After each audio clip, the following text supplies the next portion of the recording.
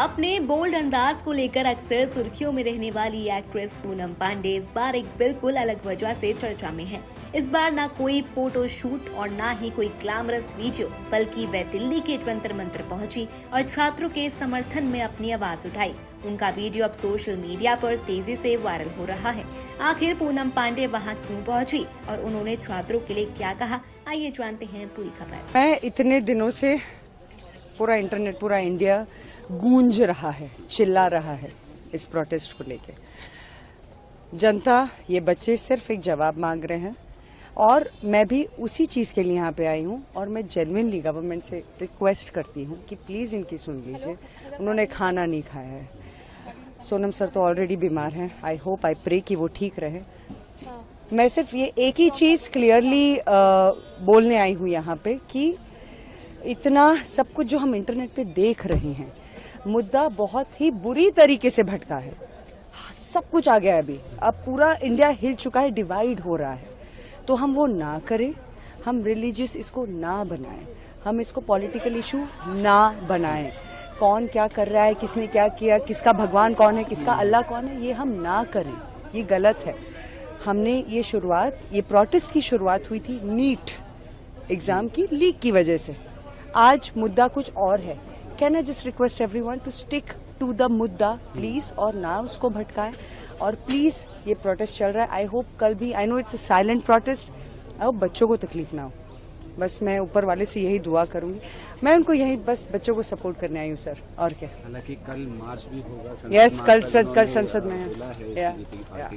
तो किस तरीके से देखोगे? बस दुआ करती हूँ कि जो भी हो सही से हो। आई नो इट्स अ मार्च, तकलीफ हो सकती है, लाठी चार्ज हो सकता है, मुझे पता है, but I am just praying कि बच्चों को और तकलीफ ना हो यार।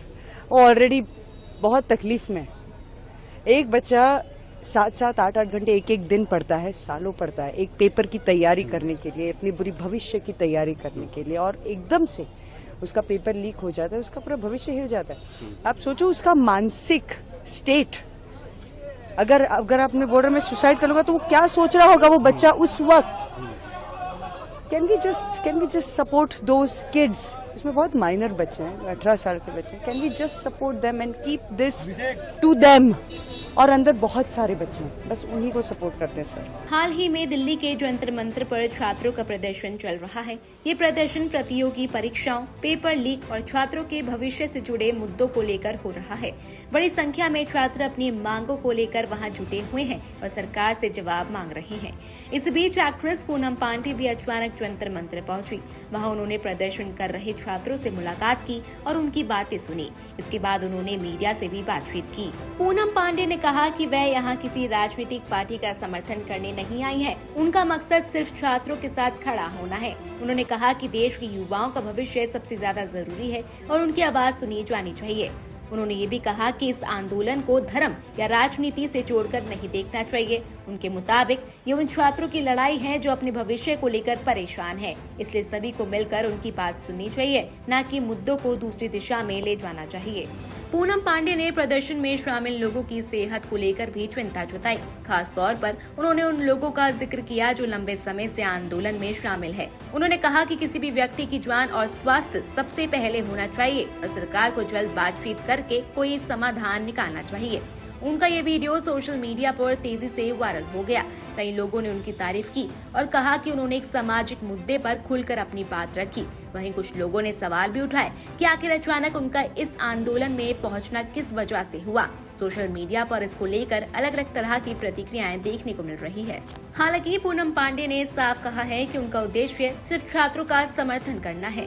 उन्होंने लोगों से अपील की है कि इस मुद्दे को राजनीति या धर्म का रंग न दिया जाए और छात्रों के भविष्य पर ध्यान दिया जाए। फिलहाल पूनम पांडे के इस कदम ने सभी का ध्यान अपनी ओर खींच लिया है। अब देखना होगा कि आने वाले दिनों में इस आंदोलन पर सरकार की ओर से क्या क्या फैसला लिया जाता है और छात्रों की मांगों पर क्या कार्रवाई होती है। तो दोस्तों, इस पूरे मामले पर आपकी क्या राय है, हमें कमेंट सेक्शन में जरूर बताइएगा।